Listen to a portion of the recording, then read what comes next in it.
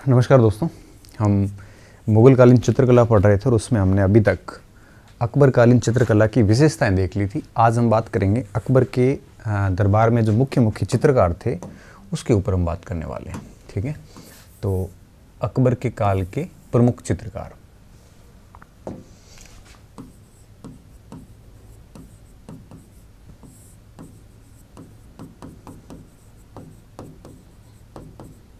ठीक है, तो अकबर के काल के चित्रकारों की हम बात करेंगे और इस क्रम में हम एक एक करके देखेंगे। सबसे पहले हम देखते हैं दशवंत को। ठीक है, दशवंत। देखिए, एक चीज़ वापस मैं बता देता हूँ। मैंने पहले भी बताया आपको कि ये जितने भी चित्रकार वगैरह है ये किसी एक के दरबार से संबंधित नहीं थे। ये सीधी सी बात है कि जैसे हुमायूं का शासनकाल समाप्त होगा तो ज़रूरी नहीं है कि वो चित्रकार भी उस समय मर जाएगा। चित्रकारों की उम्र के हिसाब से वो मरते थे, तो इस हिसाब से कई बार वो अकबर के काल में भी आ जाते हैं, जहांगीर के काल तक भी पहुंच जाते हैं। ठीक है, तो हाँ, कोई विशेष चित्रकार जैसे मुख्य रूप से किसी दरबार में रहा तो प्रश्न के ऑप्शन फिर उसी हिसाब से होते हैं। तो ज़्यादा ऐसे चिंता करने की आवश्यकता नहीं है और ज़्यादा लोड लेने की बिल्कुल आवश्यकता नहीं है। ठीक है, अब इसने अब्दुल समद से चित्रकारी सीखी थी। ठीक है, समद से चित्रकारी सीखी। पहली बात तो ये ध्यान रखनी, काफ़ी बेहतरीन चित्रकार थे ये। और इसके साथ साथ अगर मैं बात करूं चित्रकारी की इनकी, तो इनको अकबर ने टकसाल का दरोगा भी बनाया था। और ये भित्ति चित्र, भित्ति मतलब दीवारों के ऊपर जो चित्र बनाते वो भित्ति चित्र व लघु चित्रों के लिए चित्रों में महारत। ठीक है, दीवार पर चित्र बनाना हो चाहे आपके छोटे चित्र बनाने हो तो उस पर ये बेहतरीन काम करते थे। ठीक है, इसको अकबर ने टकसाल का दरोगा भी बनाया था। टकसाल मतलब जहाँ पे सिक्के पब्लिश होते हैं उसे अपन टकसाल कहते हैं। तो टकसाल का दरोगा बनाया था, मुखिया बनाया था। और ठीक है, टकसाल का मुखिया, कई बार हम जब मुग़ल कालीन मुद्राएं पढ़ते हैं तो उस समय इसका नाम है वो सीधे तौर पे प्रश्न आ जाता है। और इसने कई सारे, जैसे महाभारत के चित्रण में भी इसका योगदान था। इसके अलावा आपके रमज़नामा के चित्रण में भी इसका योगदान था। ठीक है, और ख़ानदान तैमूरिया में भी इसका योगदान था। ख़ानदान तैमूरिया, इन सारी पुस्तकों को, पांडुलिपियों को चित्रित करने में इसका योगदान रहा। चित्रण में अहम भूमिका रही। ठीक है, अहम भूमिका रही। ठीक है, और लास्ट में मानसिक रूप से विक्षिप्त हो गया था। मानसिक विक्षिप्त हो गया था, पागल हो गया था और फिर आत्महत्या कर ली। एक बार ऐसे भी इसका सवाल आया था कि निम्नलिखित में से किस चित्रकार ने अकबर के काल में जो जीवन के अंतिम समय में पागल होके और सुसाइड कर ली थी, तो दशवंत का नाम आता है इस जगह पे। तो इसके संबंध में ये चार बातें बहुत इम्पोर्टेंट है। और हम अगर अबुल फजल का एक स्टेटमेंट देखें तो अबुल फजल ने एक बड़ी महत्वपूर्ण बात कही थी कि दशवंत के जो चित्र है वो रमज़नामा के अलावा कहीं नहीं मिलते। हालांकि इसने 3 पुस्तकों के चित्रण में बड़ी महत्वपूर्ण भूमिका निभाई थी, लेकिन अबुल फजल कहता है कि रमज़नामा के अलावा दशवंत के चित्र कहीं नहीं मिलते। अबुल फजल क्या कहते हैं? अबुल फजल लिखते हैं कि रमज़नामा के अलावा, रमज़नामा के अलावा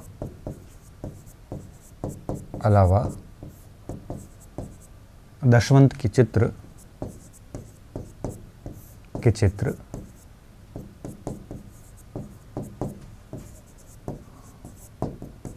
कहीं नहीं मिलते। ठीक है, ये 4 बिंदु आपको दशवंत में याद रखने। ठीक है, दशवंत के बाद में आप इसको लिख लो, मैं आगे चलता हूँ। दशवंत के बाद में जो दूसरा सबसे अहम नाम आता है वो आता है वर्षावन का। ठीक है, बसावन का नाम आता है। बसावन छवि चित्रकार था। छवि चित्रकार का मतलब क्या होता है?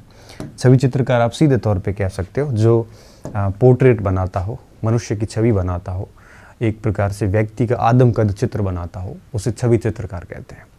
छवि चित्रकार के साथ साथ में बसावन प्राकृतिक चित्र, जैसे जितने भी लैंडमार्क है, भूदृश्य जितने भी हैं, पर्वत हो चाहे पठार हो, इस टाइप की भूदृश्यों के बेहतरीन चित्र बनाता था। और सबसे तीसरी खास विशेषता क्या थी इसकी? ये सरकाज़्म, जैसे आप बोल सकते हो, व्यंग्य शैली में बड़े शानदार चित्र बनाता था।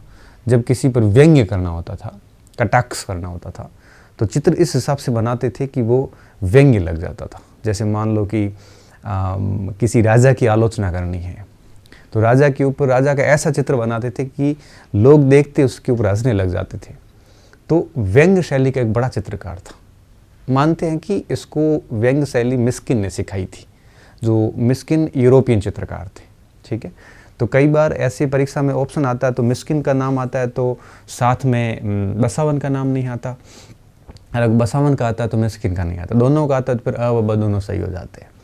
तो इसकी 3 खास बातें थी। ठीक है, तो हम देखते हैं इसमें कि छवि चित्रण,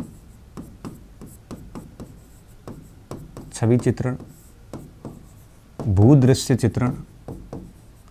एक बार प्रश्न फर्स्ट ग्रेड में था या किसी एग्ज़ाम में आया था जिसमें मिस्किन को उत्तर माना था। शायद उस समय मुझे धुंधला सा याद आ रहा है, शायद सेट एग्ज़ाम में था और उस समय शायद बसावन ऑप्शन में नहीं था, ऐसा कुछ था। ठीक है, प्रश्न क्या था? प्रश्न ये था कि निम्नलिखित में से कौन सा चित्रकार व्यंग्य शैली में चित्र बनाता था? ठीक है, तो उत्तर क्या था इसका? बसावन उत्तर था। और उन्होंने मिस्किन माना था क्योंकि ये व्यंग्य शैली के चित्रण जो उसने मिस्किन से ही सीखे थे, मिस्किन से प्रेरित। ठीक है, ये खास बात थी बसावन की। ठीक है, ध्यान रखना, छवि चित्रण, भूदृश्य चित्रण और व्यंग्य शैली में चित्रण, इसका स्पेशलिस्ट था बसावन। यहाँ पे इसके 2 अहम चित्र माने जाते हैं और ऐसे आप कह सकते हो कि यह इस काल का सर्वोत्कृष्ट चित्रकार बताया जाता है, माना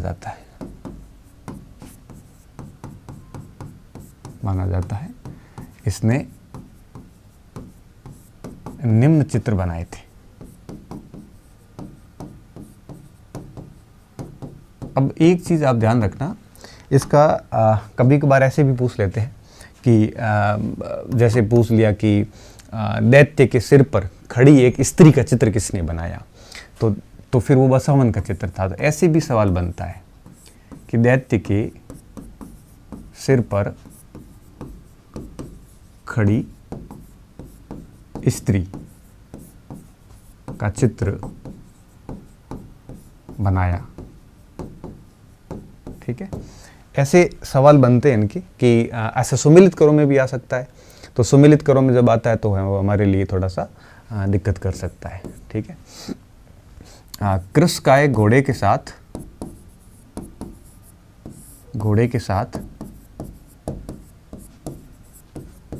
मजनू का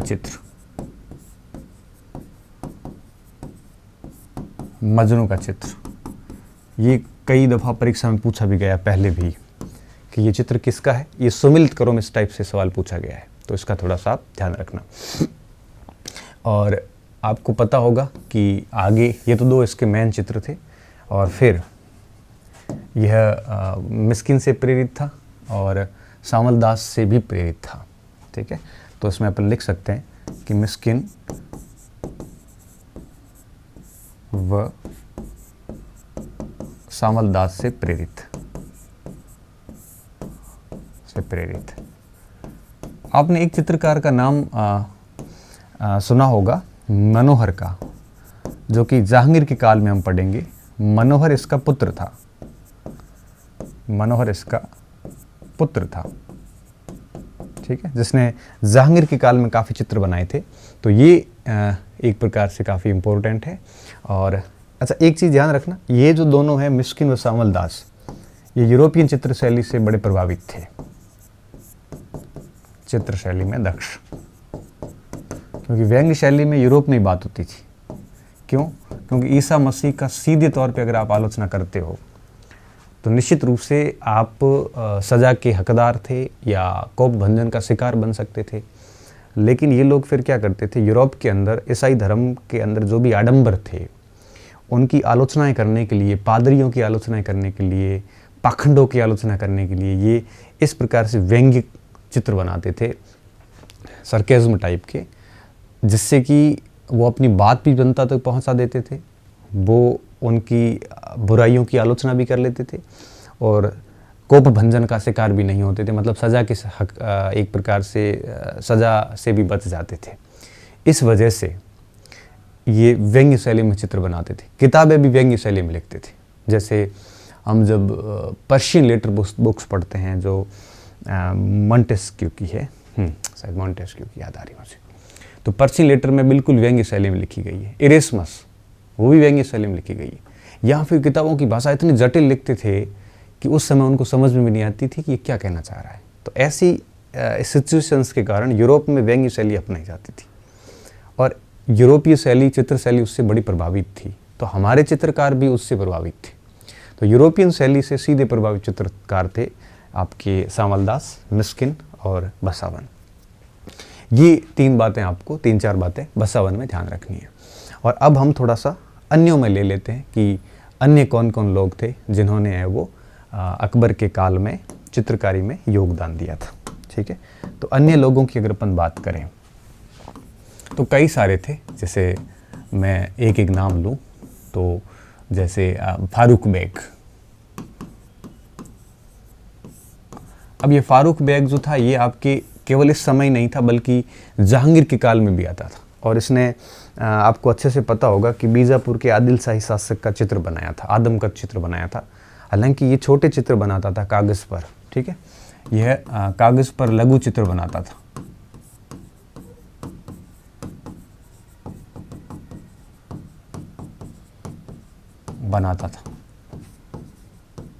ठीक है, इसने बीजापुर के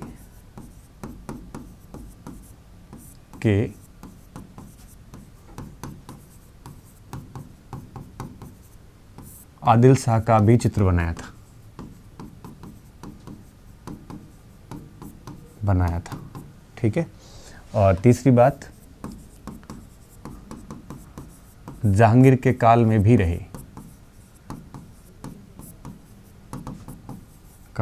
रहे, और जहांगीर के काल में एक चित्रकार था दौलत, वो इसी का शिष्य था। दौलत इसका शिष्य था। ठीक है, तो दौलत इस समय भी था, अकबर के समय भी था, लेकिन दौलत का मुख्य काल क्रम जो है ये दौलत और फारूक बेग दोनों का ये जहांगीर के काल में रहा। हाँ, लेकिन ये अकबर के काल में भी थे, तो इसका थोड़ा सा ध्यान रखना है। दूसरा आपके नाम आता है आगा रज्जा, और इसे अक्का रिज़ा भी बोलते हैं। अब ये व्यक्ति दोनों के काल में था, अकबर के काल में भी था और ये जहांगीर के काल में भी था। जहांगीर ने तो इसके नेतृत्व में आगरा के अंदर पूरी एक चित्रशाला स्थापित करवाई थी और उस चित्रशाला में कई सारे चित्रकार थे।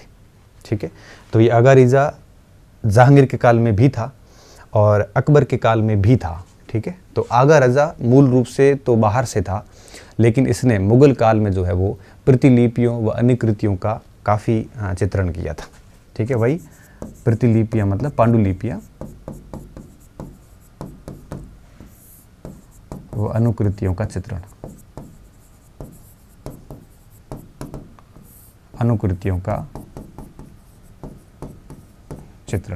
ठीक है। दूसरी बात इसमें आप ये भी लिख सकते हो कि जहांगीर ने इसके नेतृत्व में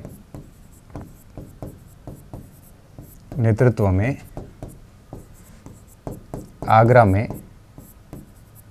ये कई बार सवाल पूछते हैं, ध्यान रखना, तस्वीर खाना, या आप इसको चित्रशाला कह सकते हो। चित्रशाला स्थापित करवाई थी। किसने? जहांगीर ने करवाई।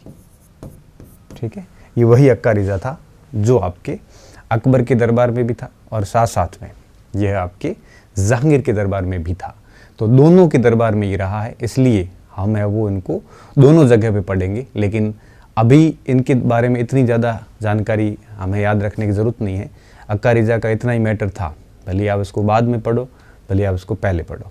ठीक है, अब हम आते हैं कुछ और चित्रकार जो फारूक बेग और अक्का रिजा के अलावा अकबर के दरबार में थे, जैसे तारानाथ, ठीक है, जगन्नाथ, लाल मुकुंद,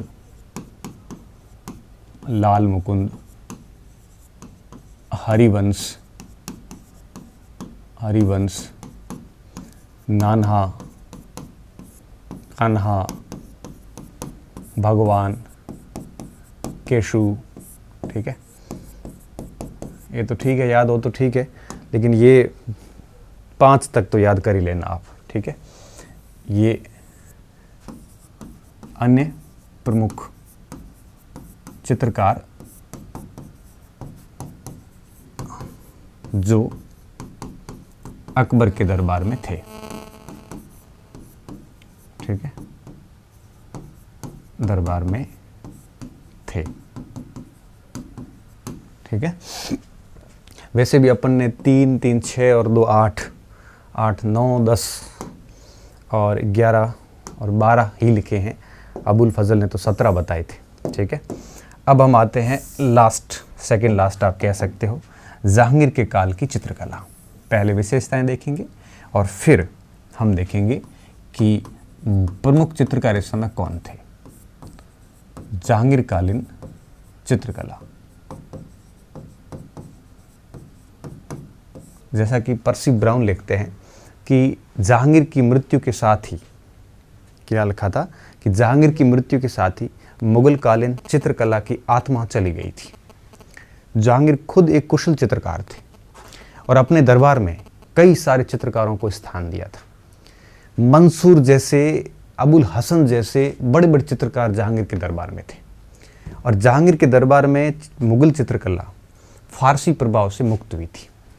और फारसी प्रभाव से मुक्त होने का सीधा सा मतलब ये था कि अब ईरान का प्रभाव नहीं था, अब भारतीय चित्रशैली और यूरोपियन चित्रशैली का सीधा प्रभाव था जहांगीर के काल में।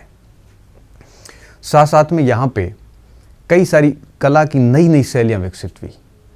चित्रों के अंदर प्रकाश और छाया का प्रभाव ऐसा डाला गया कि चित्र बिल्कुल लाइव लगते, सजीव चित्रण होता ना। कई बार कुछ ऐसे चित्र होते जिसके पीछे ऐसी सूर्य का प्रकाश ऐसे डाला जाता था और उसकी छाया ऐसे लगती जैसे सीधा व्यक्ति खड़ा हो। आज भी आप ऐसे कई चित्र देखते होंगे। अब तो हम क्या कैमरे से फ़ोटो लेते हैं तो छाया वगैरह अपने आप आ जाती है। पहले जब चित्रकार फ़ोटो बनाते थे तो छाया और प्रकाश डालना पड़ता था। तो ये जहांगीर के काल में इसे दाना पराज विधि बोलते हैं। ये एक अपने आप में नई विधि थी। इस समय एक अग्र संक्षेपण विधि भी आई थी। अग्र संक्षेपण विधि का क्या मतलब होता है? आगे की चीज को संक्षिप्त रूप से चित्र में दर्शाना। उसकी हाइट उतनी लगेगी।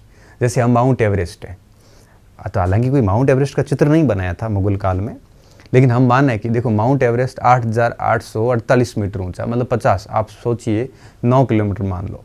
अब 9 किलोमीटर ऊंचा पर्वत है, चोटी है, उसको हम एक छोटे से फ्रेम में भी है वो बना लेते हैं और हमें चित्र देख के आइडिया हो जाता है कि कितना लंबा होगा। किसी भी व्यक्ति की फोटो में हाइट देख के हम बता सकते हैं कि ये व्यक्ति कितना ऊंचा है, कितना लंबा है ये व्यक्ति।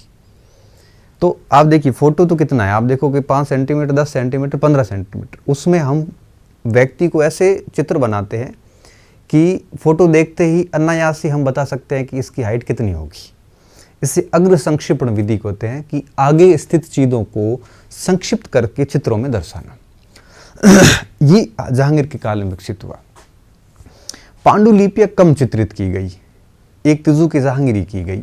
इसके स्थान पे प्रकृति चित्रण बहुत हुआ। हालांकि कुछ युद्ध के दृश्य भी चित्रित किए गए जो पहले भी होते आ रहे थे। मनोहर युद्ध के दृश्यों का स्पेशलिस्ट था। तो कुछ युद्ध के दृश्य थे, लेकिन मुख्य रूप से प्रकृति चित्रण, पशु पक्षी चित्रण, ये सारे के सारे इस समय बढ़ गए थे। तो इसके अलावा चित्रों का जो हाशिया होता है चारों तरफ, इस हाशिए के ऊपर भी बेल बूटियाँ, जड़ी, इस टाइप से कई सारे सुधार आना शुरू हुआ। जो भी कोई चित्र होता है तो हर चित्र का, हर किताब का हाशिया होता है। आप देखोगे ना, कई बार कहावत भी आती है कि आपको हाशिए पे डाल दिया गया। तो एक तो मुख्य पृष्ठ होता है, तो आप देखोगे कि किताब के चारों तरफ खाली जगह होती है, उसे हाशिया बोलते हैं। तो चित्रों में पहले हाशिया नहीं छोड़ा जाता था। जहांगीर के काल में हाशिया भी छोड़ा गया और हाशिए को बहुत बढ़िया तरीके से सजाया भी गया। तो जहांगीर के काल में चित्रकला के क्षेत्र में कई सारे परिवर्तन देखने को मिलते हैं, और इसी कारण हम ये मानते हैं और पूरे इतिहासकार ये मानते हैं कि जहांगीर का काल चित्रकला का चरमोत्कर्ष काल था। चित्रकला का स्वर्ण काल कहोगे तो भी कोई आपके अतिशयोक्ति नहीं होगी। और इसके बाद में चित्रकला में गिरावट आती गई और औरंगजेब ने चित्रकला डिपार्टमेंट बंद कर दिया। तो जहांगीर के काल में चित्रकला के क्षेत्र में कई सारे बड़े बड़े परिवर्तन हुए थे। तो हम सबसे पहले लिखेंगे इसकी विशेषताएं, और उसके बाद में लिखेंगे जहांगीर के काल के प्रमुख चित्रकार।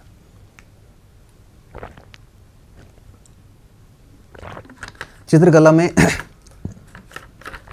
आपको सिर्फ और सिर्फ 3 कालों के चित्र याद रखने हैं। अकबर का मैंने बता दिया, जहांगीर का मैं बता रहा हूँ, और थोड़ा बहुत हुमायूं का। शाहजहाँ का पूछते नहीं, एक ही फ़कीरुल्लाह एक ही चित्रकार था, और औरंगजेब ने तो अपना काम आसान कर दिया स्टूडेंट वर्ग का। ठीक है, तो अब मैं आ रहा हूँ इनकी विशेषताओं के ऊपर। अब अपने एक एक विशेषताएं लिखते हैं और समझते हैं।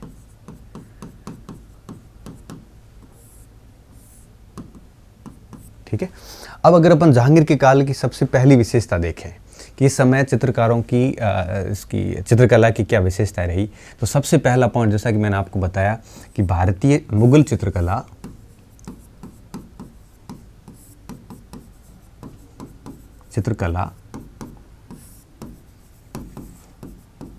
फारसी कला से मुक्त हुई।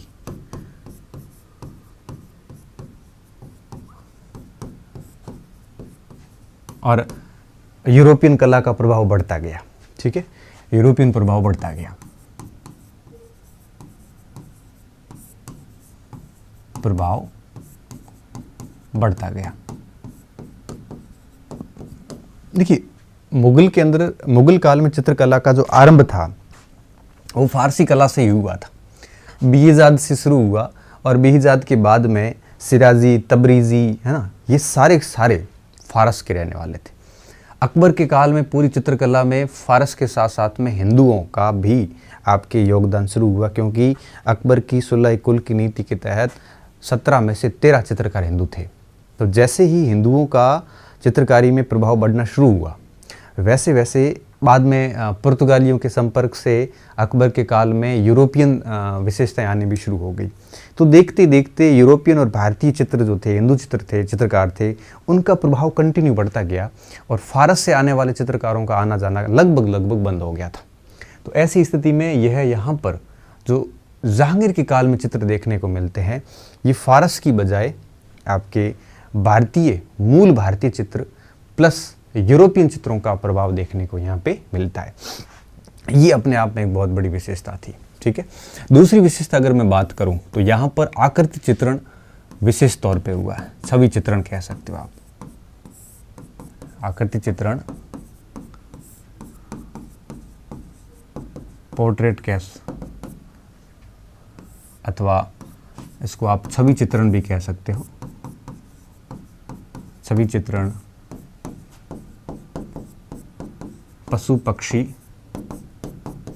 चित्रण सर्वाधिक। हालांकि ये आकृति चित्रण अकबर के काल में शुरू हो चुका था, लेकिन यहाँ पे थोड़ा सर्वाधिक हुआ। ठीक है, छवि चित्रण है वो सर्वाधिक हुआ, और आकृति चित्रण, छवि चित्रण कह सकते हो आप, इसको पशु पक्षी चित्रण भी है वो इस समय सर्वाधिक हुआ। इसके अलावा यहाँ पे जहांगीर ने पहली बार एल्बम बनाने शुरू किए। हालांकि एल्बम भी यूरोप से प्रभावित थे।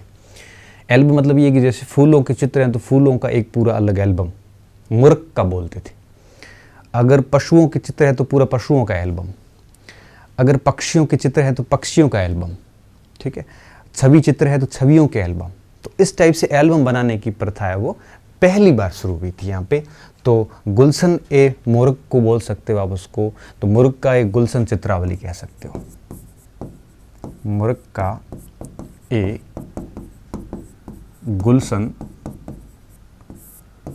चित्रावली, ठीक है। इसका सीधा सा यही पूछते हैं कि मुर्ग का परंपरा किसकी थी, अथवा या उसको आप मुर्ग का को हम शॉर्ट में या सिंपल भाषा में कहें तो एल्बम चित्रावली आरंभ हुई, ठीक है, ठीक है। हर विषय वस्तु की अपने अलग से है वो एक प्रकार से एल्बम बनाए गए, ये अपने आप में बहुत बड़ी बात थी, ठीक है।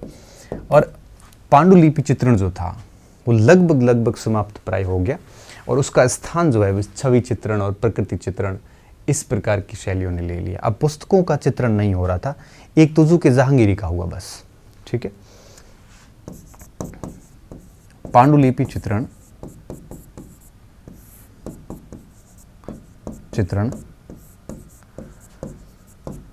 समाप्त प्राय हो गया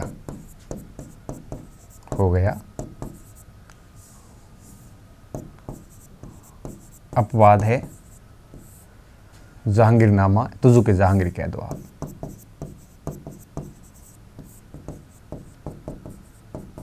और आपको मैं एक होमवर्क देता हूं कि तुजू के जहांगीर के मुख्य पृष्ठ पर किसके चित्र मैं बता चुका हूं आपको, ठीक है।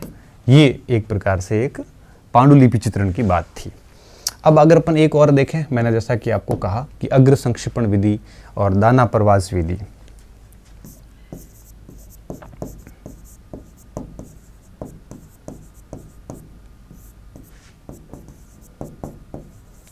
अग्र संक्षेपण विधि में बहुत ज़्यादा लोड लेने की आवश्यकता नहीं। संक्षेपण मतलब छोटा, अग्र मतलब होता है आगे का भाग। जैसे हिमालय का चित्र बनाना हो, अब हिमालय आप सोचिए 2500 किलोमीटर लंबा है, करीबन 400 किलोमीटर चौड़ा है। उसको हूबहू हम एक छोटे से 5 सेंटीमीटर के पेज पर भी उकेर सकते हैं और अंदाज़ा बन लगाएगा कितना लंबा है। 20 फीट की कोई मीनार को हम 5 सेंटीमीटर के पेज पे बना सकते हैं। इस विधि को हम अग्र संक्षेपण विधि बोलते हैं, ठीक है। फोरसाइट मेथड बोल सकते हो, फोरसाइटी ऐसा कुछ इंग्लिश में आता है। अग्र संक्षेपण विधि तथा दाना पराज विधि। दाना पराज विधि में क्या होता है, छाया व प्रकाश का उपयोग करके चित्रों को सजीव बनाना।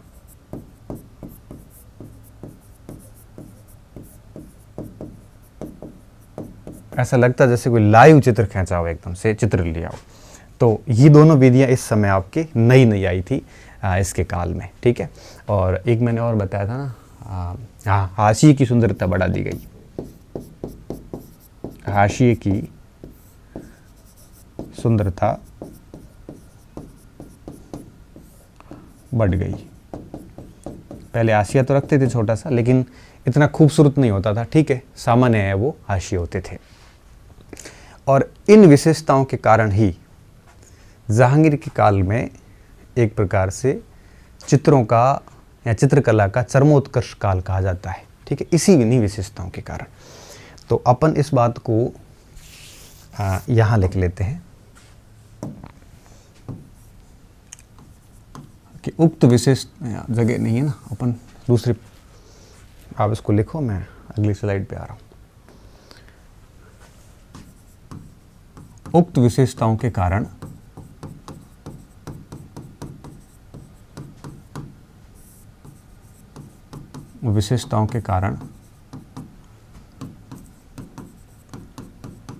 जहांगीर कालीन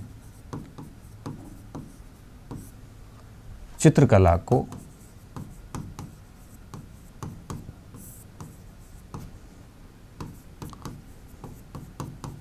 मुगल चित्रकला का कला का चरमोत्कर्ष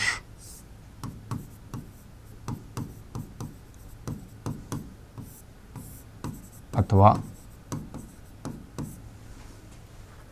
स्वर्णकाल कहा जाता है। स्वर्णकाल कहा जाता है। ठीक है। और एक और बात पर्सी ब्राउन मुझे याद आई है, तो इसको भी साथ में ले लेते हैं। पर्सी ब्राउन क्या लिखते हैं कि जहांगीर की मृत्यु के साथ ही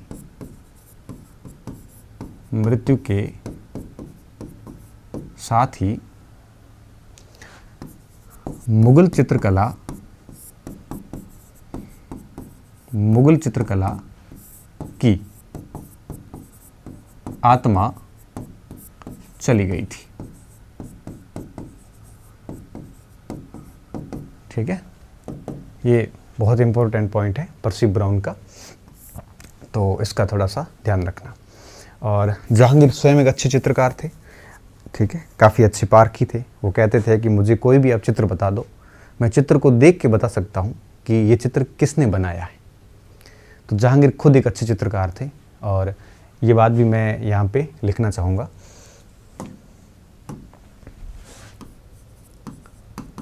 जहांगीर स्वयं एक अच्छे चित्रकार व पारखी व्यक्ति था। पारखी मतलब चित्र की परख कर सकता था। चित्र को देख के वो बता सकता था कि ये चित्र किसने बनाया। चित्र को देख के वो बता सकता था कि इस चित्र की उत्कृष्टता किस लेवल की है। ठीक है, पारखी शासक था, व्यक्ति था। उसके अनुसार ये सारे स्टेटमेंट आप लिख लेना इसी में। उसके अनुसार कि जहांगीर खुद का एक दो स्टेटमेंट मैं आपको बताऊंगा कि जहांगीर खुद क्या कह रहे हैं। जहांगीर क्या लिखता है कि चित्रकला में मेरी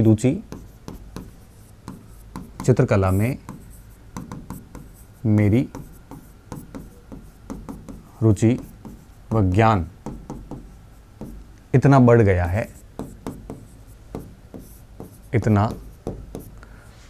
है कि मैं चित्र देखकर चित्रकार का नाम बता सकता हूं।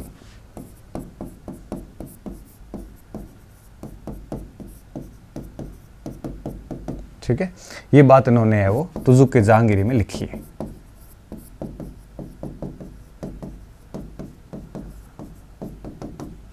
अकबर ने क्या लिखा था कि जो चित्रकला से घृणा करता है मैं उससे नफरत करता हूँ। ये बात उन्होंने लिखी थी। और ये जहांगीर का स्टेटमेंट था कि मैं चित्र को देखकर कह सकता हूँ कि चित्र बनाया किसने है। ठीक है, तो राजा खुद अगर जब चित्रकला का इतना प्रशंसक हो, इतना चित्रकला के प्रति उसका लगाव हो, तो व्यवहारिक सी बात है कि उस काल में चित्रकला ग्रो करनी ही है। ठीक है, तो हुमायूं के बाद में अकबर और अकबर के बाद में जहांगीर के काल में चित्रकला सर्वोच्च लेवल पर थी। ठीक है, ये सारे पॉइंट बहुत महत्वपूर्ण है इस पेज के अंदर। पर्सी ब्राउन भी महत्वपूर्ण हैं हमारे। ठीक है, ये पॉइंट भी काफ़ी महत्वपूर्ण है, और तुजुक जहांगीरी का ये स्टेटमेंट भी बहुत महत्वपूर्ण है। ठीक है, हाँ, अब अपन आते हैं नेक्स्ट पे कि जहांगीर के काल के प्रमुख चित्रकार थे कौन कौन से। इतने पॉइंट्स तो आप लिख लिए होगे, बहुत सरल है ये, ज़्यादा कुछ हार्ड है नहीं। मुगल कालीन संस्कृति क्या थोड़ी सी बोरिंग टाइप लगती है ना, आपको भी लगेगी, मुझे भी लगती है। पूरे इतिहास को अगर अपन अध्ययन करें ना, तो 4-5 टॉपिक बड़े बोरिंग से हैं, जिसमें से मुझे एक भक्ति सूफी का टॉपिक, इसकी थियरी तो बहुत अच्छी लगती है, लेकिन सूफी सिलसिले वगैरह मेरे को ना हमेशा से बोर करते आए। तो मैं अक्सर परीक्षाओं के दौरान 2-3 सिलसिले पढ़ के और फिर छोड़ देता था। और एक मुझे बोरिंग लगता है ये मुग़ल संस्कृति, जिसमें स्पेशली साहित्य और हाँ, कला तो फिर भी ठीक है, साहित्य बड़ा बोरिंग लगता था। हालांकि हम मुगल राजनीतिक जीवन पढ़ते हैं तो साहित्य बीच में वैसे याद हो जाता है, ठीक है ना। और एक टॉपिक मैं अक्सर छोड़ा करता हूँ, दक्षिण भारत का, हालांकि उसकी कला बड़ी इंटरेस्टिंग है, राजनीतिक जीवन। तो पूरे इतिहास में ऐसे 4-5 नंबर के प्रश्न हैं जो हम छोड़ देते हैं। हालांकि एक टीचर के नाते हम नहीं छोड़ते, मैंने 3 बार पढ़ा चुका हूँ, मैं उनको पढ़ाता हूँ। लेकिन मैं मेरी बात करूँ, जब मैं खुद परीक्षा देने के लिए जब जाता था या एक प्रतिस्पर्धी था, उस समय मैं मेरी बता रहा हूँ कि मैं कभी भी ऐसे 150 की पूरी तैयारी नहीं करता हूँ। मैं हमेशा से इस 80-90% को ऐसा कवर करता हूँ कि मुझे वहाँ गलती नहीं करनी है। और सारे के चक्कर में क्या होता है ना कि हम कई सारे पक्ष को कमज़ोर ही छोड़ देते हैं। तो सारा ना करके अगर अपन क्षेत्र विशेष को प्रिपेयर करें ना बढ़िया तरीके से, तो हमारा काम हो जाता है। तो अब हम देखते हैं कि कौन कौन से मेन चित्रकार थे इसके काल में, जहांगीर के काल में। ठीक है, जहांगीर के काल में काफ़ी चित्रकार थे, लेकिन कुछ चित्रकार अपना स्थान विशेष स्थान छोड़ गए। जैसे अगर मैं नाम लूँ बिशन दास का,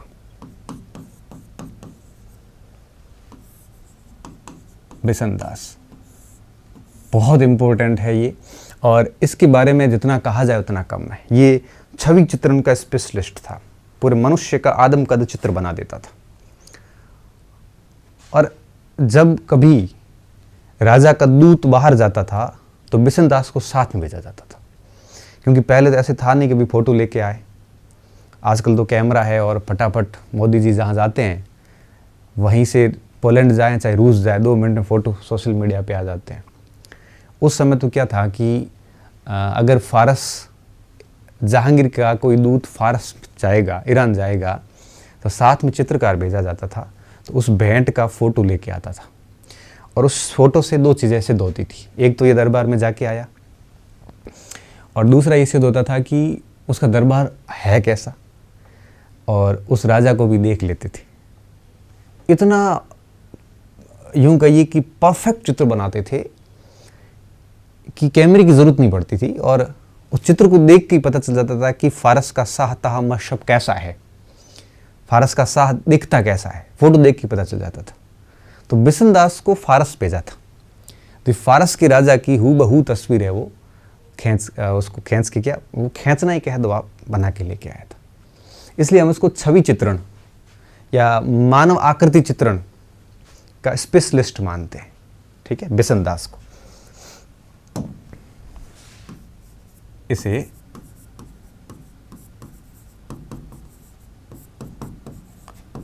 छवि चित्रण अथवा मानव आकृति चित्रण का विशेषज्ञ माना जाता था।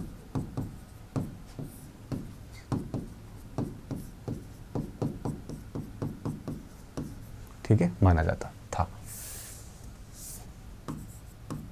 बेहतरीन चित्र बनाता था, और आदम का चित्र एकदम एज इट इज जैसा मनुष्य वो दिखता है। और जब जहांगीर ने अपना दूत आलम खान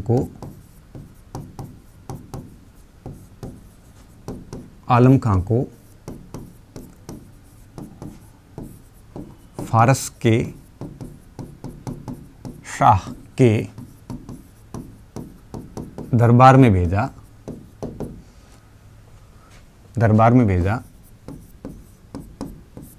तब बिशन दास को साथ भेजा था ताकि वो उसका चित्र बना के ला सके। बिशन दास को साथ भेजा था। ठीक है, और बिशन दास ने फ़ारस के शाह व उसके परिवार का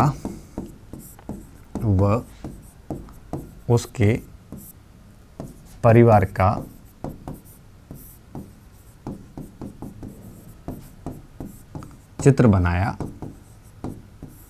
व जहांगीर को दिया।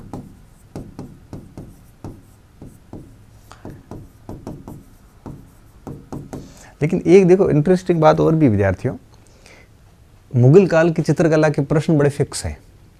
ये प्रश्न बड़ा चर्चित है, मैंने जिसकी डिटेल लिखी है ना, बस वो आप इतने चित्रकार याद कर लेना।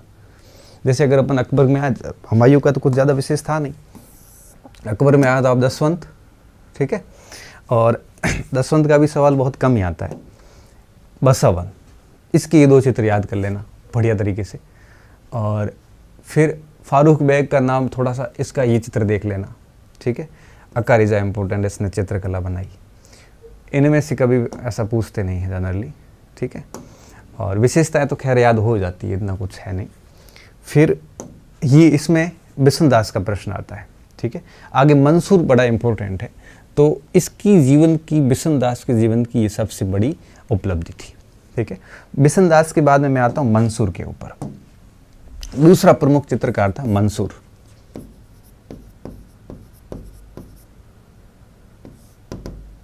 मंसूर की अगर मैं बात करूं तो ये पक्षी विशेषज्ञ था, पक्षियों के चित्र बनाने में माहिर था, एक प्रकार से उस्ताद था। वैसे मुगल काल में चित्रकारों को उस्ताद ही बोलते थे। वैसे कलाकार जितने भी होते हैं ना, उर्दू में, फारसी में उस्ताद कहा जाता है। चाहे वो शिक्षक हो तो उसको भी आजकल उस्ताद ही बोलते हैं। और जितने भी कलाकार होते हैं जो कला के धनी होते हैं, तो शिक्षक भी शिक्षा सेवा इस कला का धनी है, तो इसके लिए जनरली उस्ताद शब्द यूज़ करते हैं। तो उस्ताद मंसूर, उस्ताद, इनके आगे उस्ताद उस्ताद शब्द वैसे लगता रहता है। तो इसके बारे में यह है कि यह पक्षियों के चित्र का बड़ा स्पेशलिस्ट था, ठीक है।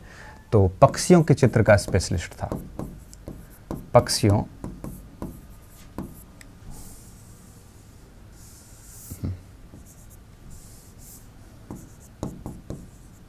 पक्षियों के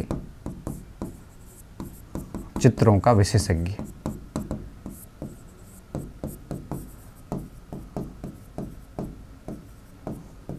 इसके बारे में तो ऐसा कहा जाता है कि एक बार इसने ऐसा चित्र बनाया था पक्षी का कि जहांगीर कंफ्यूज हो गया था कि यह चित्र है या वास्तविक पक्षी है। इस प्रकार से सजीव चित्रण करता था, पता नहीं चलता था कि वास्तव में, जैसे मैडम तुसाद संग्रहालय जो पेरिस वाला, उसमें आपने देखे होंगे कि आदमकद मूर्तियाँ पड़ी बनी हुई, पता भी नहीं चलता कि वास्तविक कौन सा और मूर्ति कौन सी है। इस टाइप से चित्र बनाता था, ठीक है। और पहली बात, इसने जहांगीर के जब राज्याभिषेक हो रहा था जहांगीर का, तो नहीं, जहांगीर वाला नहीं, वो अलग है, सॉरी, इसको जहांगीर ने नादिर उल असर की उपाधि दी थी। ये उपाधि बहुत इंपॉर्टेंट है। जहांगीर ने नादिर उल असर, ठीक है, इसका मतलब होता है दुर्लभ चित्रकार, या से कह सकते हो आप इसको, असर की उपाधि दी, ठीक है। नादिर उल जमा अलग है, ये नादिर उल असर है। तो कई बार नादिर उल जमा का पूछते हैं, कई बार नादिर उल असर का सवाल पूछते हैं। ये बात मंसूर की चल रही है। अब इसकी कुछ प्रमुख चित्र कौन कौन से थे, इसके प्रमुख चित्र मैं ग्रीन पेन में लिखता हूँ, जो चित्रों का नाम लिख रहा हूँ बार बार, तो आपको अब देखिए, साइबेरिया का सारस, साइबेरिया का सारस, ठीक है, ईगल आते हैं भारत के अंदर, सारस आते ही है। दूसरा बंगाल का एक पुष्प। देखिए ये पशु पक्षी चित्रण उस टाइप के हैं सारे के सारे, पक्षी और फूल वगैरह ना, पक्षियों के और फूलों का बड़ा अजीज रिश्ता बताते हैं, ठीक है। और फारस के शाह से प्राप्त बाज, ये भी पक्षी हो गया, बाज, सारस, फूल, है ना। बाज को उठाए हुए शहजादा, शहजादा, शहजादा मतलब राजकुमार आप कह सकते हो। ये तीसरा चित्र जो कि काफी महत्वपूर्ण है। हाँ, तुर्की मुर्गा, तुर्क का एक मुर्गा, ये भी इसका चित्र काफी इंपॉर्टेंट है। और इसके अलावा जेब्रा, ठीक है, और इसकी नक्काशी बड़ी फेमस है जेबरा की। ठीक है, तो ये 4 चित्र, 4 क्या, 1 2 3 4 और ये 5 चित्र है जो मुझे काफ़ी महत्वपूर्ण लगते हैं इसके, और हमने 4-5 इनके ज़रिए अपना काम चला लिया है। तो आप भी उसको है वो बढ़िया तरीके से याद कर लेना। मंसूर का ये सब कुछ भूल जाओ ना परीक्षा में, तो एक तो ये साइबेरिया का सारस और नादिरुल असर, ये 2 तो बहुत अच्छी तरीके से याद रखना। ठीक है, अब अपन आ रहे हैं तीसरे चित्र के ऊपर। तीसरे चित्र की अगर मैं बात करूं चित्रकार की, तो तीसरा चित्रकार इससे भी ज़्यादा महत्वपूर्ण है, अबुल हसन।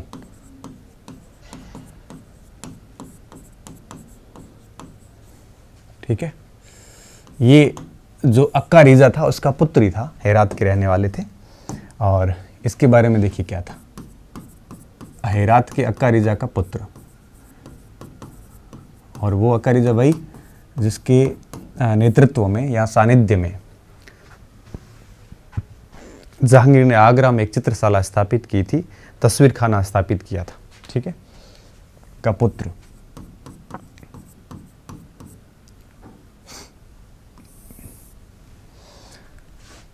इसके पास में नादिरुल जमा की उपाधि थी, और इसको एक प्रकार से सर्वप्रिय पत्रकार क्या चित्रकार माना गया है।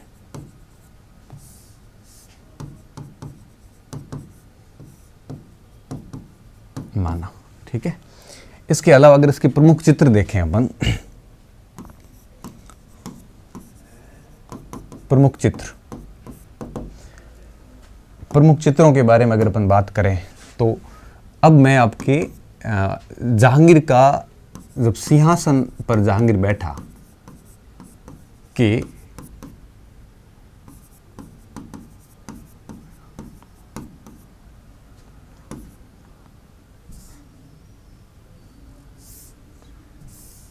सिंहासनारोहण, जब वो जहांगीर सिंहासन के ऊपर बैठा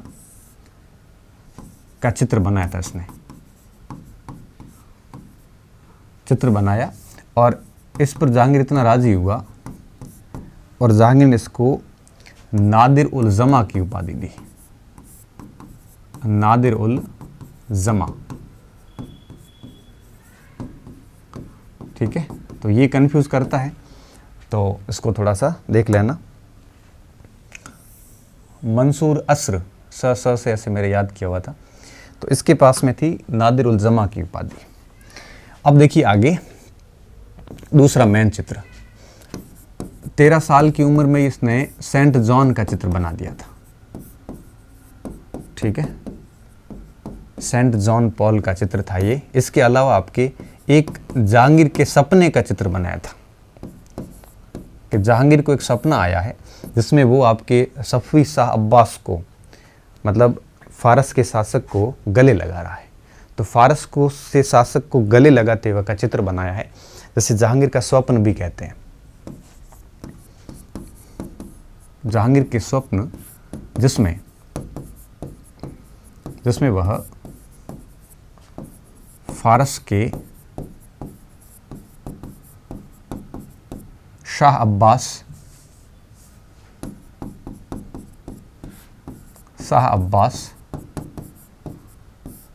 को गले लगा रहा का चित्र। अब ये चित्र 2 टाइप से पूछते हैं। कई बार तो ऐसे आता है कि जहांगीर के स्वप्न को चित्र किसने बनाया, कई बार ऐसे आता है कि फारस के शाह अब्बास को जहांगीर गले लगा रहा है, ये चित्र किसने बनाया। तब हम कई बार बसावंश से बिसनदास से कंफ्यूज हो जाते हैं, क्योंकि आदम का चित्र वही सबसे बेस्ट बनाता था, तो इससे कंफ्यूज होते हैं। लेकिन यह अबुल हसन का है, ठीक है। अबुल हसन किसी एक नहीं बल्कि हर मामले में बड़ा दक्ष था। इसके अलावा मलिक अंबर को मारते हुए जहांगीर, मलिक अंबर को मारते हुए गरीबी नष्ट करते हुए, खत्म करते हुए, दान दे रहा मतलब जहांगीर का चित्रण। ठीक है, ये भी चित्र किसके हैं? अबुल हसन के हैं। कई बार ऐसे सीधा सा सवाल आता है कि निम्नलिखित में से किस शासनकाल में अबुल हसन और मंसूर जैसे विख्यात चित्रकार थे? सीधा सा सवाल आ जाता है। ठीक है, तो उत्तर आपके सामने, जहांगीर के काल में थे। एक चिनार का वृक्ष है, उसके ऊपर असंख्य गिलहरियां उड़ रही हैं। ये चित्र भी इसका है और ये भी काफी महत्वपूर्ण चित्र है। चिनार के वृक्ष पर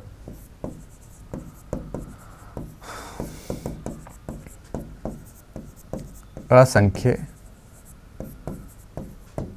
उड़ती गिलहरियों का चित्र। ठीक है, ये 5 चित्र है इसके अबुल हसन के, जो परीक्षा के पॉइंट ऑफ व्यू से बहुत महत्वपूर्ण है। इसमें एक भी पॉइंट ऐसा नहीं जिसको हम है वो ऐसे कमज़ोर माने। ठीक है, अगर सारे भूल जाओ तो एटलीस्ट ये याद कर लेना। ठीक है, एक ये याद कर लेना और एक ये पॉइंट याद कर लेना। बस ये 2 तो बहुत ज़्यादा महत्वपूर्ण है। और बिशन दास में तो मैंने बता ही दिया, इसका भी मैंने बता दिया आपको। बिशन दास में ये फारस वाला याद कर लेना बहुत ज़्यादा अच्छे से। ठीक है, बाकी भी देख सको तो ठीक है, लेकिन इतना तो करना। वैसे ये चित्रकार इतने ही नहीं, इन्होंने हज़ारों लाखों चित्र बनाए हैं, हज़ारों चित्र बनाए हैं। हम ऑलरेडी सब कुछ अधिकांश छोड़ के महत्वपूर्ण लाए हैं। फिर उसमें से भी अगर आप और स्क्रूटनी करते जाओगे तो लास्ट में क्या है ना कि ज्ञान इतना शेष बच जाएगा कि परीक्षा के लिए पर्याप्त नहीं होता। थोड़ा ध्यान रखना। पिछली बार शायद फर्स्ट ग्रेड के फर्स्ट पेपर में यहाँ से एक प्रश्न आया था कि जहांगीर ने नादिल और असर या ऐसा कुछ था, आप देख लेना क्या प्रश्न था, मुझे अब एग्जैक्टली याद नहीं आ रहा है। तो एक प्रश्न आया था यहाँ पे। ठीक है, मंसूर हो गया, नादिर उल अश्र और नादिर उल जमा। अब मैं कुछ और चित्रकारों पे आऊँ अन्य करके। उससे पहले अपन थोड़ा सा अन्य करके फारूक बेग वगैरह, उनका फारूक का तो मैंने लिख लिया, लेकिन कुछ 3 हो गए ना, 4। चौथे पे लिख रहा हूँ अन्य। देखिए, अन्य में हम कुछ ऐसे चित्रकारों के नाम लिखेंगे जो इतने प्रसिद्ध नहीं थे, लेकिन हम उसको इग्नोर नहीं कर सकते। पहला लिखिए आप इसमें दौलत।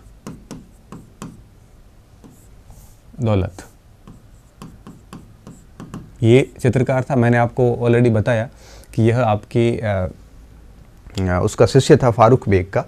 इसने क्या क्या चित्र बनाए थे? इसके अगर चित्रों की मैं बात करूं तो जहांगीर के आदेश पर, जहांगीर ने इसको आदेश दिया था कि तू अपने साथियों के चित्र बना। तब इसने बिशन दास, गोवर्धन और अबुल हसन तीनों के चित्र बनाए थे। जहांगीर के आदेश पर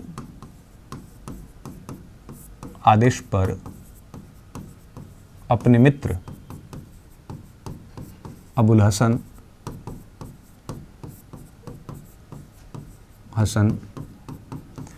गोवर्धन और कौन सा नाम बोला था, अबुल हसन, गोवर्धन और एक और था, मंसूर नहीं था, बिशन दास।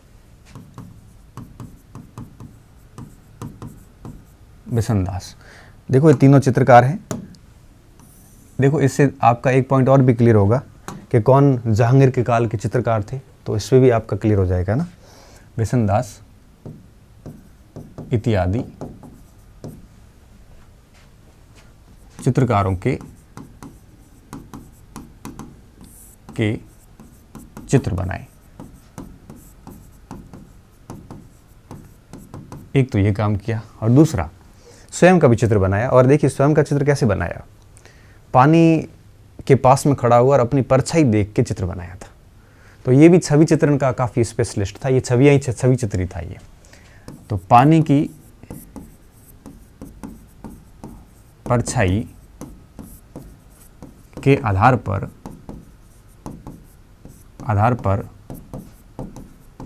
स्वयं का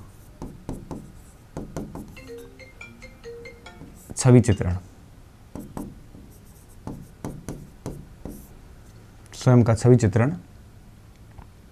किया। ठीक है, और फारूक बेग का शिष्य था, वो मैंने ऑलरेडी आपको पहले भी बता दिया। फारूक बेग का शिष्य था। ठीक है, ये इसका हो गया। अब अपन अन्य में दूसरा एक और ले लेते हैं, मनोहर के बारे में। मनोहर के बारे में ले लेते हैं।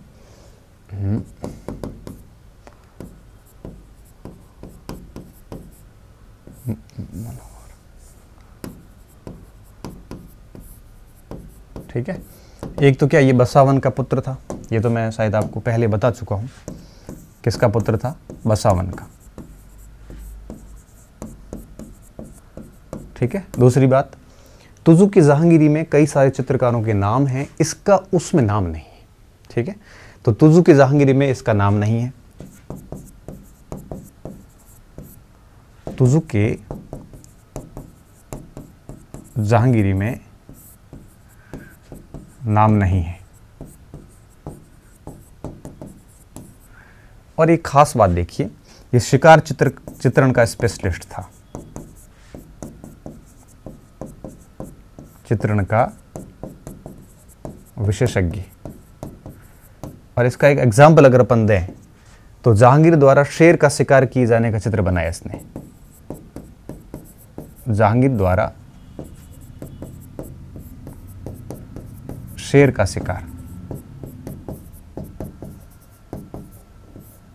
का इसने चित्र बनाया। ठीक है, ये दौलत हो गया, मनोहर हो गया, और हसन मंसूर वगैरह ये हो गया। फारूक बेग का मैंने आपको ऑलरेडी बता दिया है, फारूक बेग का हमने लिख लिया शायद। ठीक है, बीजापुर के आदिल शाह शासक का चित्र बनाया है, दौलत के शिष्य थे। ओके, और अब कुछ और करके तीसरे पॉइंट पे मैं आ रहा हूँ, आप इसको लिख लो। देखिए, इस समय कई और भी चित्रकार थे, जैसे मिस्किन का नाम अपन ने ऑलरेडी ले लिया है। हाँ, साइफा बानो,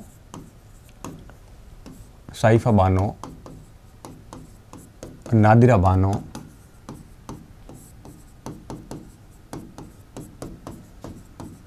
रुकमा बानो, अब ये देखो महिलाएं हैं, और पहला ऐसा अवसर था जब महिलाओं का नाम है वो महिला चित्रकारों के नाम थे। ये सवाल कई बार पूछा जाता है कि मुगल कालीन किस शासक के काल में महिला चित्रकारिता भी बड़े पैमाने पे भी थी, या नाम दे के पूछते हैं कि रुकमा बाई, साइफा बाई, ये बाई क्या बानो, सॉरी, साइफा बानो, नादिरा बानो, रुकमा बानो इत्यादि महिला चित्रकार किसके दरबार में थी? ठीक है, महिला चित्रकार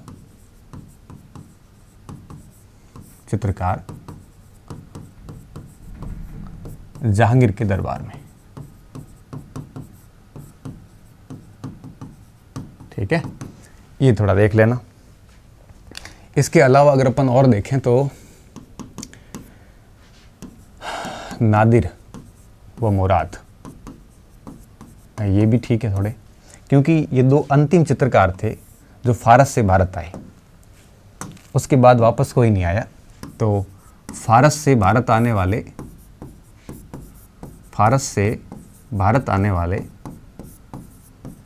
वाले अंतिम चित्रकार, इसके बाद वापस कोई नहीं आया। फिर ज़रूरत भी नहीं रही, क्योंकि संरक्षण मिलना बंद ही हो गया था। इसके बाद शाहजहाँ आएगा, और शाहजहाँ के बाद में जो है औरंगजेब आएगा, औरंगजेब पूरा इसको सिस्टम में बंद करने वाला है। नादिर मुराद हो गया। ठीक है, इसके अलावा कौन सा बच गया? भारत से उस समय फारस साम्राज्य के ये समरकंद से आए थे। ठीक है, इसके अलावा एक था आपके विचित्र।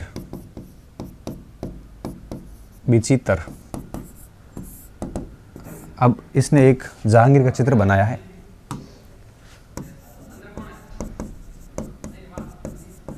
जहांगीर द्वारा एक मौलवी को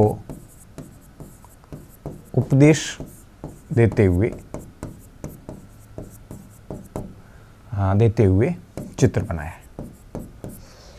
5वें नंबर पे विचित्र हो गया, नादिर, मुराद, साइफा बानो। और इसके बाद में माधव व तुलसी, माधव व तुलसी, ठीक है, ये मुख्य मुख्य चित्रकार थे जो जहांगीर के काल में थे। ठीक है, अब हम आएंगे शाहजहां के काल में, तो इसको आप लिख लो, फिर हम आते हैं शाहजहां के काल में। अब देखो चित्रकला खत्म होने वाली है, बस थोड़ा सा पॉइंट बचे हैं शेष।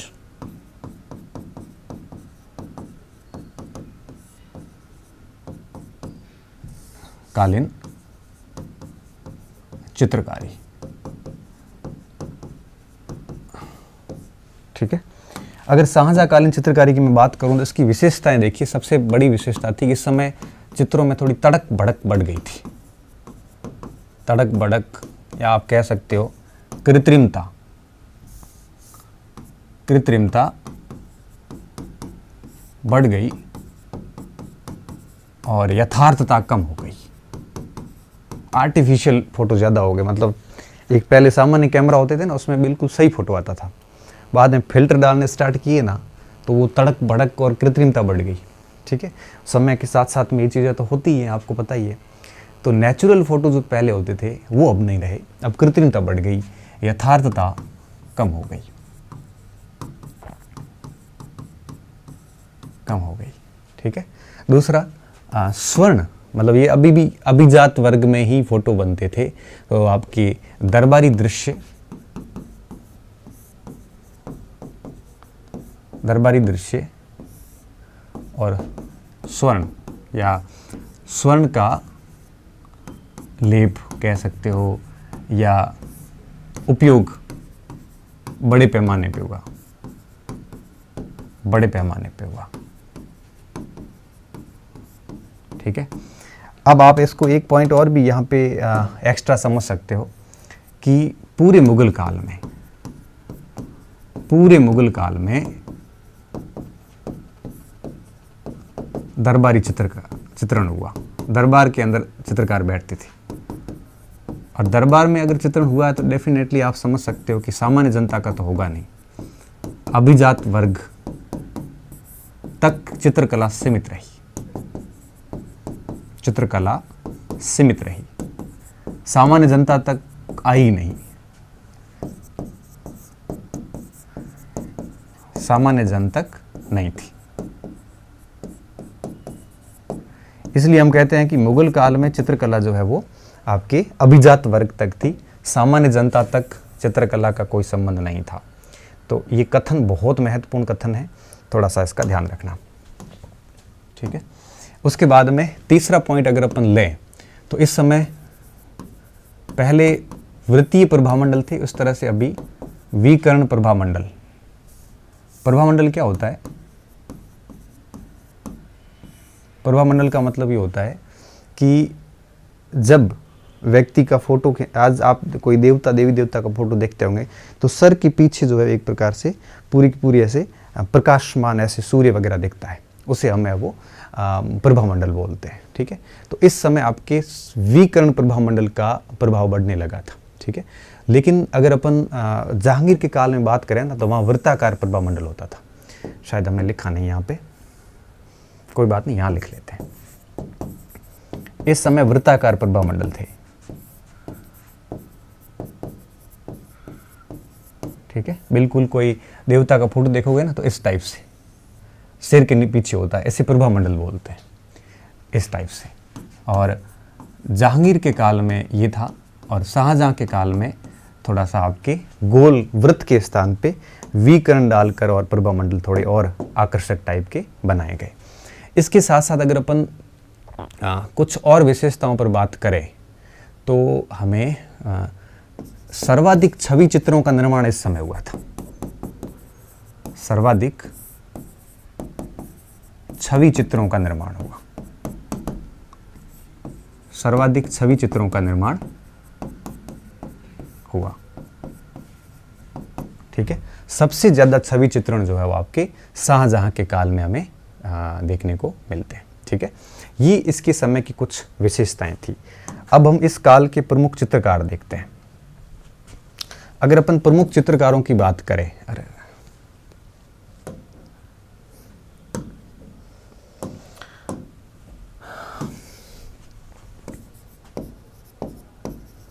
प्रमुख चित्रकारों में सबसे बड़ा नाम आता फकीरुल्लाह का। ये सबसे बड़ा चित्रकार था इस समय। इसके अलावा नादिर, अनूप, मुरार, नादिर, अनूप, मुरार और जहांगीर वाले कई सारे चित्रकार अभी भी जिंदा थे, मरे नहीं थे। और मकरा, ये सारे चित्रकार इस समय थे। मकरा ये प्रमुख चित्रकार थे जो कि शाहजहां के काल में एक प्रकार से एक और भी था, क्या नाम था, मीर आसिम। ये चित्रकला विभाग का अध्यक्ष भी था, चित्रकला सहायक कह सकते हो, अध्यक्ष तो फकीरुल्लाह था। ठीक है। और एक विशेषता और इसमें डाली जा सकती है कि शाहजहां के जो चित्र थे, शाहजहां के चित्र देवीय संरक्षण में बनाए गए। जैसे कोई स्वर्ग से शाहजहां को ला रहे हैं, देवताओं के बीच में शाहजहां बैठे हैं, देवता उनको ताज पहना रहे हैं। ठीक है। देवीय संरक्षण प्रारूप में बनाए गए। तो जितने भी शाहजहां के चित्र बनाए, ऐसा लगता है जैसे भगवान है वो उस व्यक्ति को एक प्रकार से तवज्जो दे रहे हैं। इस टाइप के चित्र इस समय बनाए गए। तो ये शाहजहां कालीन चित्रकला थी, जिसमें कोई विशेष कुछ नहीं था। इसकी विशेषताएं देख लेना, फकीरुल्लाह का नाम याद कर लेना। और लास्ट में आते हैं अपन औरंगजेब के काल में।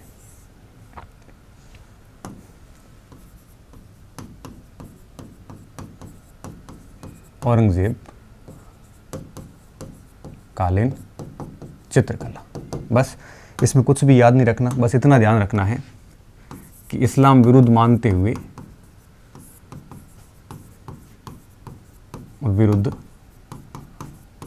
हुए चित्रकला विभाग बंद कर दिया। चित्रकला विभाग बंद कर दिया, मतलब दरबारी संरक्षण बंद हुआ। और जब दरबारी संरक्षण बंद हुआ तो जितने भी चित्रकार थे दरबार में, वो दरबारी चित्रकार प्रांतीय शासकों के पास चले गए। दरबारी चित्रकार प्रांतीय शासकों तथा जनमानस तक गए, जिससे क्षेत्रीय शैलियां स्थापित हुई। राजपूताना शैली है ना, ऐसे क्षेत्रीय शैली, जैसे पहाड़ी शैली हिमाचल उस साइड की, राजपूत शैली